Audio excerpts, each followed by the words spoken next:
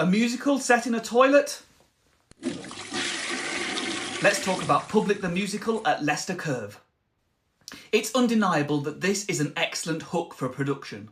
4 strangers end up having to spend a night in a public toilet after they get locked in. Cue lots of initial panicking before the strangers decide to accept their fate and spend time getting to know each other, moving from awkward small talk to more in-depth emotional conversations.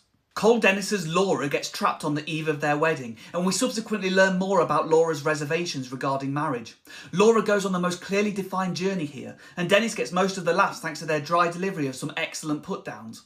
Unfortunately, the rest of the characters' backstories just aren't engaging enough to hold our attention. Ivano Turco's Finlay hints at having a sick grandmother, but the nature of her illness is never specified beyond old age, which leaves the script with nowhere to go. There are glimmers of interesting stories to tell, but those glimmers are never properly utilised. The show lends itself well to the ongoing debate surrounding gender-neutral public toilets, and by including characters of different genders and sexualities, it creates an interesting melting pot in which to explore the concept.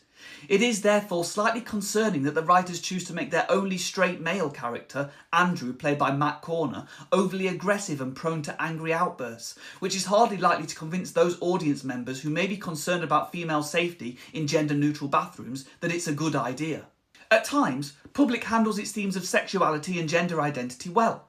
Laura's discussion of why they identify as non-binary is one of the best articulated I have heard. But this scene is preceded by so much back and forth over pronouns that the point feels like it has been hammered home and then some.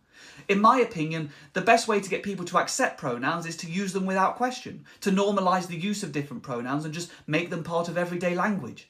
Yet the emphasis that Public puts on pronouns ends up feeling like shoehorned political correctness rather than anything overly progressive. When it feels unnecessarily forced like it is here, the show is in danger of othering people, making them feel like someone purposely upsetting the status quo and going against the norm, instead of someone just being true to themselves.